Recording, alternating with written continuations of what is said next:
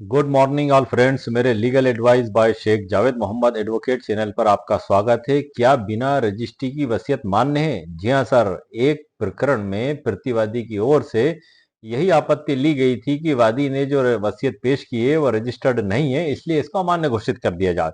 ये मामला चलते चलते सर्वोच्च न्यायालय तक पहुंचा और सर्वोच्च न्यायालय के द्वारा इसमें लैंडमार्क सिद्धांत प्रतिपादित किए गए। वो प्रकरण है ईश्वर देव नारायण विरुद्ध कामता देवी 1954।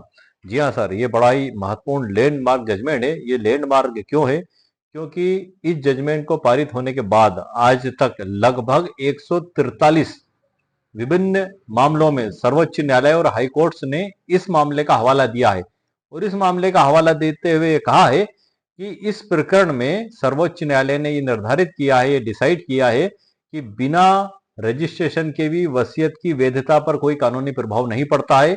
उसको साबित या ना साबित किया जाना गुण दोषों के आधार पर देखा जाएगा। यही बात मानते हुए 143 विभिन्न जजमेंटों में इसका हवाला दिया गया। वैसे मैं आगे बढ़ने से पहले आपको बता दूं कि यह तो कानून का ही सिद्धांत है। रजिस्ट्रेशन एक्ट 1908 की धारा 17 में ये ऑप्शनली है कि आपकी इच्छा है, आप चाहें तो उसको रजिस्टर्ड करवाएं या ना करवाएं। रजिस्ट्रेशन एक्ट 1908 की धारा 18 ई में भी वो बताया गया है कि कौन कौन से डॉक्यूमेंट्स का रजिस्ट्रेशन आवश्यक नहीं है। तो इस प्रकार से जो भारतीय उत्तराधिकार अधिनियम 1925 की धारा 63 और 59 है, जो वसीयत के संबंध में महत्वपूर्ण कानूनी प्रावधानों के बारे में बताती है, उसमें भी ये कहीं नहीं लिखा हुआ है कि इसका रजिस्ट्रेशन अनिवार्य है, बल्कि इसको रजिस्ट्रेशन स्टाम्प ड्यूटी से भी मुक्त किया गया है। मात्र आपका पंजीयन शुल्क पे ये रजिस्टर्ड हो जाता है। आपको कोई भारी भरकम ड्यूटी जो जमीन मकान प्लाट आप खरीदते बेचते हैं उसमें देना पड़ती है, वैसी इसमें आपको बिल्कुल नहीं देना पड़ती। ये 3 प्रकार से भी हो सकती है। आप चाहे तो हाथ से लिखकर घर पर रख लें, या टाइप करवा कर नोटरी वकील साहब से नोटरी करवा लें, या रजिस्टर ऑफिस में जाकर आप रजिस्टर्ड करवा लें।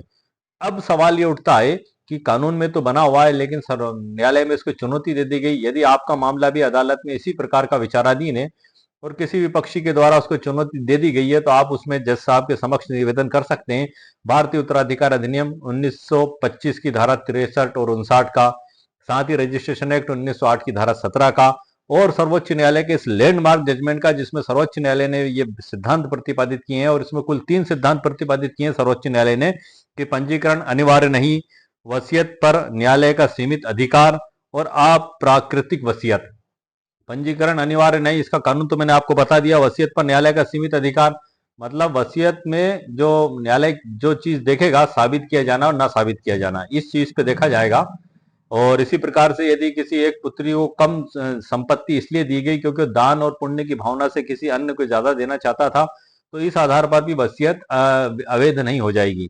ये सभी महत्वपूर्ण कानूनी सिद्धांत और उससे जुड़े हुए महत्वपूर्ण कानूनी प्रावधान जो है कि इस लैंडमार्क जजमेंट में दिए गए हैं। इस लैंडमार्क जजमेंट का पैरा क्रमांक 4 बड़ा महत्वपूर्ण है सर, जिसमें यही बात जो बताई गई है वो मैं वर्ड टू वर्ड भी आपको पढ़ के बताऊंगा। जजमेंट की सरल व्याख्या भी मैं आपको बताऊंगा। ये सारी जानकारी मैंने ई बुक पीडीएफ के अंदर आपके लिए तैयार करके रखी है। ई बुक पीडीएफ की लिंक वीडियो के नीचे डिस्क्रिप्शन बॉक्स में मेरे द्वारा दे दी गई है। यदि आपको आवश्यकता महसूस हो तो आप वहां से खरीद भी सकते हैं। आगे की जानकारी मैं आपको ई बुक पीडीएफ के अंदर से देता हूँ। आइए सर, लेट्स गो। आगे बढ़ने से पहले मैं जो हमारा वीडियो का मुद्दा है उस मुद्दे पे तो हम चर्चा करेंगे। साथ में एक और लैंडमार्क जजमेंट है लक्ष्मी नारायण सिंह 2021 का। इस पे मैंने पिछला वीडियो भी बनाया, उस पर जानकारी भी दी है। इसमें मामला यह था कि यदि कोई पढ़ा लिखा व्यक्ति साक्षर है, ग्रेजुएट है, सब जगह दस्तखत करता है, लेकिन वो वसीयत पर अंगूठा लगा देता है, तो क्या वसीयत अवैध या फर्जी हो जाएगी? तो इसमें जो लक्ष्मी नारायण सिंह का मामला है, इसमें बताया गया था कि वो अवैध और फर्जी नहीं होगी।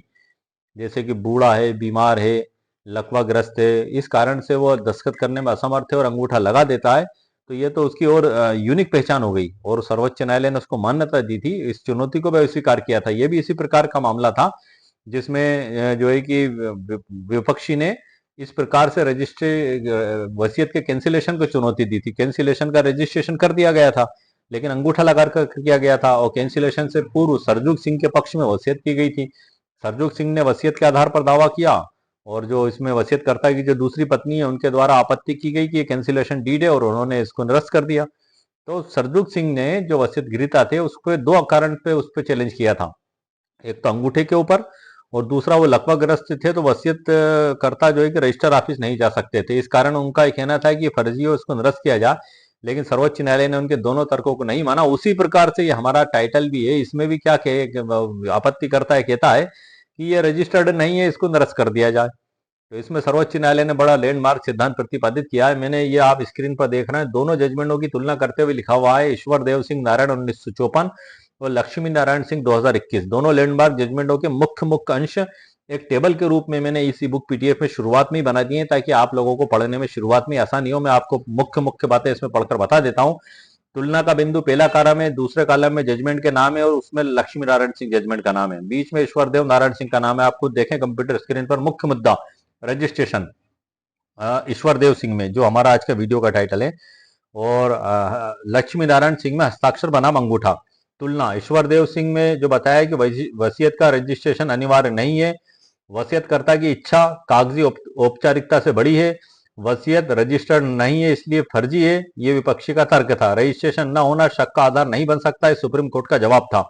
वकीलों के लिए टिप है कि अनरजिस्टर्ड वसीयत को बचाने के लिए इसका उपयोग आप कर सकते हैं। ये सिर्फ वकीलों से मतलब नहीं है सर, एक आम व्यक्ति जो मेरा वीडियो देख रहा है, चाहे आप गांव में देख रहे हैं, चाहे आप शहर में देख रहे हैं या किसी कस्बे में देख रहे हैं, आप सभी के लिए लाभदायक है। यदि आपका भी मामला इस प्रकार से अदालत में विचाराधीन है और आपकी विपक्षी पार्टी आपकी वसीयत को इस आधार पर चैलेंज करती है कि ये रजिस्टर्ड नहीं है इसलिए इसको खारिज किया जाए, तो ये लैंडमार्क जजमेंट आपको केस के जीतने में बड़ी महत्वपूर्ण भूमिका निभा सकता है।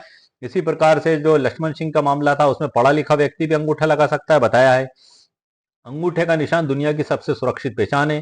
साक्षर व्यक्ति ने अंगूठा लगाया इसलिए फर्जी है, इस बात को नकारा गया। बीमारी या बुढ़ापे में अंगूठा लगाना पूरी तरह वैध है। अंगूठे वाली वसीयत या रजिस्ट्री को बचाने के लिए इसका उपयोग किया जा सकता है। इस पर मैं स्पेशल वीडियो सर बना चुका हूं। अब इन दोनों फैसलों को अगर मिलाकर हम देखते हैं तो एक बात साफ हो जाती है कि भारतीय कानून तकनीकी बारीकियों से ज्यादा सच्चाई और वसीयत की मंशा को महत्व देता है।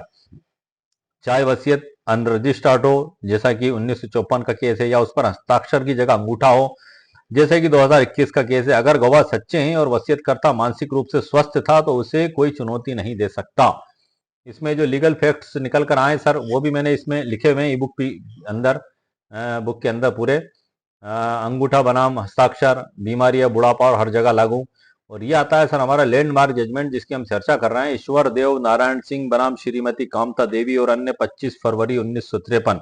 ये वही लैंडमार्क जजमेंट है जिसके टाइटल से मैंने ये आपके लिए वीडियो बनाया है।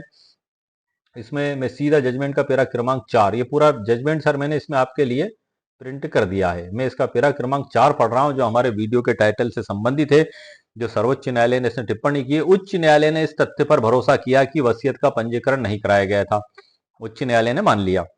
अब सर्वोच्च न्यायालय का कहना है, और ना ही इसे जिला रजिस्ट्रार के पास जमा कराया गया था, ये उच्च न्यायालय का कहना है। ना तो पंजीयन कराया गया, ना जिला रजिस्ट्रार के समक्ष जमा कराया गया। अब इसमें कानून में ऐसा कोई प्रावधान नहीं है। सर्वोच्च न्यायालय ने कहा है कि कानून में ऐसा कोई प्रावधान नहीं है जो वसीयत के पंजीकरण को अनिवार्य बनाता हो, और अधिकांश मामलों में वसीयत का पंजीकरण होता ही नहीं है। वसीयत के पंजीकरण न होने के आधार पर उसकी प्रामाणिकता के विरुद्ध कोई भी निष्कर्ष निकालना हमें पूर्णतः अनुचित प्रतीत होता है। सर्वोच्च न्यायालय ने इसमें स्पष्ट कर दिया है सर इस जजमेंट के पैरा क्रमांक 4 में। अब इस जजमेंट की सरल व्याख्या को हम थोड़ा सा समझ लेते हैं जो मैंने आप लोगों के लिए नीचे तैयार करके रखी है। ये इसमें मैं मुख्य सिद्धांत बता देता हूं सर आपको, जो 3 सिद्धांत प्रतिपादित किए गए। नंबर 1 पंजीकरण अनिवार्य नहीं है, उस पर मैंने आपको जानकारी दे दी है। वसीयतनामा का सीमित अधिकार में जो कहा है कि कोर्ट ने कहा कि कोर्ट का काम केवल यह देखना है कि क्या वसीयत सही तरीके से लिखी गई है और क्या वसीयतकर्ता दिमागी रूप से स्वस्थ था। वसीयत के अंदर क्या लिखा है, जैसे दान देना या किसी को हिस्सा ना देना, वह वसीयत को अवैध नहीं बनाता। अप्राकृतिक वसीयत का जो भ्रम था वो भी इसमें दूर किया गया है कि अगर कोई पिता अपनी बेटी को कम संपत्ति देकर दान पुण्य करता है तो इसे अप्राकृतिक कहकर वसीयत रद्द नहीं की जा सकती। व्यक्ति अपनी संपत्ति का मालिक है, वह जिसे चाहे उसे दे सकता है। अक्सर लोग डरते हैं कि अगर हमने सादे कागज पर वसीयत लिख ली तो वो अमान्य होगी, विधि विरुद्ध होगी, कोर्ट नहीं मानेगा। तो इसी भ्रम को दूर करते हुए इस लैंडमार्क जजमेंट में जो ईश्वर सिंह नारायण सिंह का है, इसमें सर्वोच्च न्यायालय ने इस भ्रम को दूर कर दिया। और साथ ही कानून में भी सर लिखा हुआ है, मैं आपको बता दूं, रजिस्ट्रेशन एक्ट 1908 की धारा 17 के तहत आवश्यक नहीं, ऑप्शनली है, आपकी इच्छा पर डिपेंड करता है।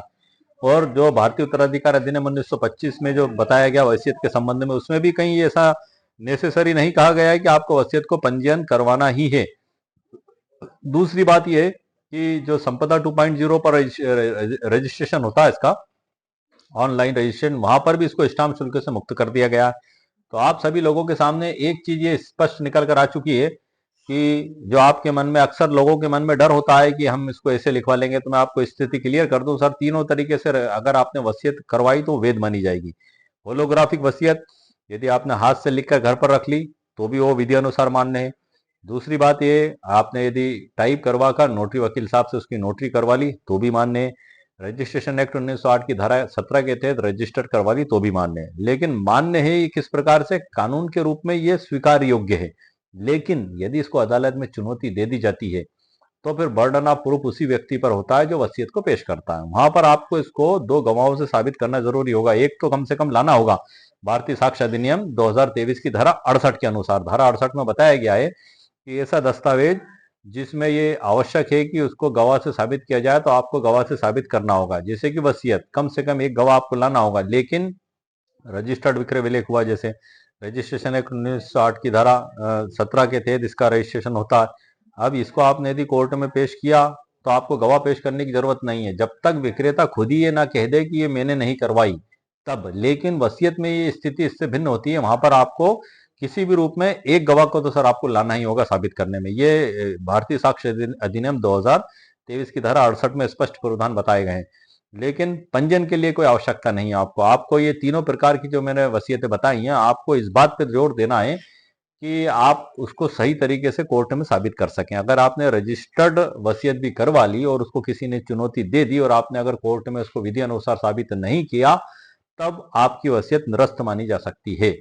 वसीयत साबित करने के 3 गोल्डन रूल। कितने रूल सर? 3 golden rule. इस पे मैंने स्पेशल वीडियो मेरे चैनल पर बनाया है अभी कुछ दिन पहले ही, वो अपलोडेड है। उसमें भी अयंगर सर्वोच्च न्यायालय का एक लैंडमार्क जजमेंट के हवाले से मैंने उसमें वसीयत को साबित करने के 3 गोल्डन रूल बताए। आप वो चैनल, मेरे चैनल पर वो वीडियो अपलोडेड है, आप उसे वहां जाकर देख सकते हैं। उसकी ई बुक पीडीएफ भी मैंने तैयार करके उसी वीडियो के नीचे उसकी लिंक भी दे दी। यदि आपको आवश्यकता महसूस हो तो आप उसको वहां से जाकर खरीद भी सकते हैं। अब मैं इस ई बुक पीडीएफ से भी सर आपका परिचय करा देता हूं कि आखिर इस ई बुक पीडीएफ में क्या क्या अध्याय दिए गए हैं। सभी वसीयत से संबंधित बड़े महत्वपूर्ण अध्याय हैं। पिछले जो मैंने वीडियो बनाए हैं, उनकी ई बुक्स जो बनाई है, उनके भी मुख्य सारांश को इसमें शामिल किया है। अंदर से मैं जानकारी इसलिए दे रहा हूं क्योंकि यदि आप खरीदने मेरे वेबसाइट पर जाएंगे तो अंदर की जानकारी आपको वहां दिखाई नहीं देगी। वहां पे सिर्फ डिस्क्रिप्शन आपको दिखाई देगा, तो आप ये डिसीजन नहीं ले पाएंगे कि इसको हम खरीदें या ना खरीदें। इसलिए मैं अंदर से उसका आपको परिचय करा रहा हूँ, जानकारी दे रहा हूँ कि देखने, सुनने और समझने के बाद यदि आपको ये लगता है कि आपके लिए उपयोगी, तभी आप इसको परचेस करें। खरीदने का तरीका इसका यह है कि इसके वीडियो के नीचे जो लिंक दी गई है ई बुक डाउनलोड की, जब आप उस पर क्लिक करेंगे तो वहां से आप मेरी वेबसाइट पर पहुंच जाएंगे। वहां पर आपको आपका नाम, उपनाम, ईमेल आईडी और मोबाइल नंबर लिखना होगा। ईमेल आईडी आप सही लिखें, वरना आपकी ईमेल आईडी पर मैसेज नहीं आ पाएगा, क्योंकि वसीयत आपकी ईमेल आईडी पर ही मैसेज के रूप में प्राप्त होगी। वहां पर आपको डाउनलोड लिखा दिखाई देगा, जब आप डाउनलोड पर क्लिक करेंगे तो आपके मोबाइल पर डाउनलोड हो जाएगी। इसको आप किसी भी सरकारी दफ्तर, कोर्ट कचहरी में पेश नहीं कर सकते, आपके खुद के उपयोग के लिए। इसके अंदर जो कानून और फैसले जो बताए गए, उनकी ओरिजिनल बुक आप ले जाकर जज साहब के समक्ष पेश कर सकते हैं। उसके आधार पर आप आर्गूमेंट बता सकते हैं। लेकिन आप ये आपके व्यक्तिगत उपयोग के लिए, अब मैं आपको इससे परिचित करा देता हूँ। आइए सर, लेट्स गो। आप देख रहे हैं सर कंप्यूटर स्क्रीन पर, क्या बिना रजिस्ट्री की वसीयत मान्य है? ईश्वरदेव नारायण सिंह विरुद्ध कामता देवी केस की पूरी जानकारी हमारे वीडियो का टाइटल है, और इसमें जो महत्वपूर्ण टॉपिक शामिल है मैंने यहाँ लिख दिया है। क्या पढ़ा लिखा व्यक्ति वसीयत पर अंगूठा लगाए तो क्या होगा? ये पिछला वीडियो भी बनाया है, इसकी स्पेशल ई बुक भी बनाई है, और वो उसका सारांश इसमें भी मैंने लिखा है। कोर्ट में वसीयत क्या अंगूठा की जांच हेतु एक्सपर्ट बुलाने का आवेदन, वसीयत पर अंगूठा असली या नकली, गवाह नहीं मिले तो इसको कैसे साबित करें, वसीयत प्राप्त करने के 50 गलत या संदिग्ध तरीके, ये सब कुछ सर डिटेल में लिखा हुआ है मैंने इसमें। और इसके बाद यहाँ से हमारा अध्याय चालू होते हैं। भाग 1 में है 3 अध्याय इसमें। वसीयत क्या है, वसीयत बनाम, अन्य दस्तावेज और वसीयत पर संदेह के बादल, ये 3 अध्याय शामिल किए गए हैं। भाग 2 में अयंगर केस के 3 गोल्डन नियम, वसीयत साबित करने के, इस पे स्पेशल वीडियो बनाया है, लेकिन मुख्य सारांश मैंने इसमें भी ले दिया है क्योंकि वसीयत से रिलेटेड है सर। इसमें भी 3 अध्याय हैं, अध्याय 4, 5, 6, तीनों गोल्डन रूल। और भाग 3 में 7, 8, 9 अध्याय संदिग्ध परिस्थितियां, 8 में लाभार्थी की सक्रिय भूमिका, 9 में धोखाधड़ी और अनुचित प्रभाव, भाग 4 में साक्ष्य और प्रक्रिया, अध्याय 10 में एक्सपर्ट ओपिनियन, 11 में गवाहों की विश्वसनीयता, 12 में वसीयत का पंजीकरण, भाग 5 में न्यायिक मिसालें, अध्याय 13, 14, 15 इसमें, 13 में एंगर केस का मामला, 14 में निचली अदालत बनाम उच्च न्यायालय, 15 में नजरा, शजरा और वंशावली, वसीयत के साथ वंशावली का महत्व, जैसा हमने पहले चर्चा की थी। 16, 17, 18, 19, 20 अध्याय भी हैं सर इसमें लकवाग्रस्त या मानसिक बीमार व्यक्ति वसीयत कर सकता है क्या, ये सभी इन पे सर मैं स्पेशल वीडियो बना चुका हूँ, लेकिन ये चूंकि वसीयत से रिलेटेड है तो उनके मुख्य मुख्य सारांश को मैंने इस ई बुक पीडीएफ के अंदर भी शामिल किया हुआ है।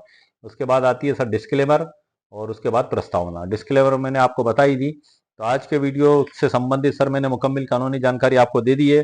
जो हमारा वीडियो का टाइटल था, क्या बिना रजिस्ट्री की वसीयत मानने ईश्वर देव नारायण सिंह विरुद्ध कामता देवी एस 1954, इस पे मैंने सर आपको मुकम्मल कानूनी जानकारी दे दी है। उम्मीद है आपको मेरा वीडियो पसंद आया होगा।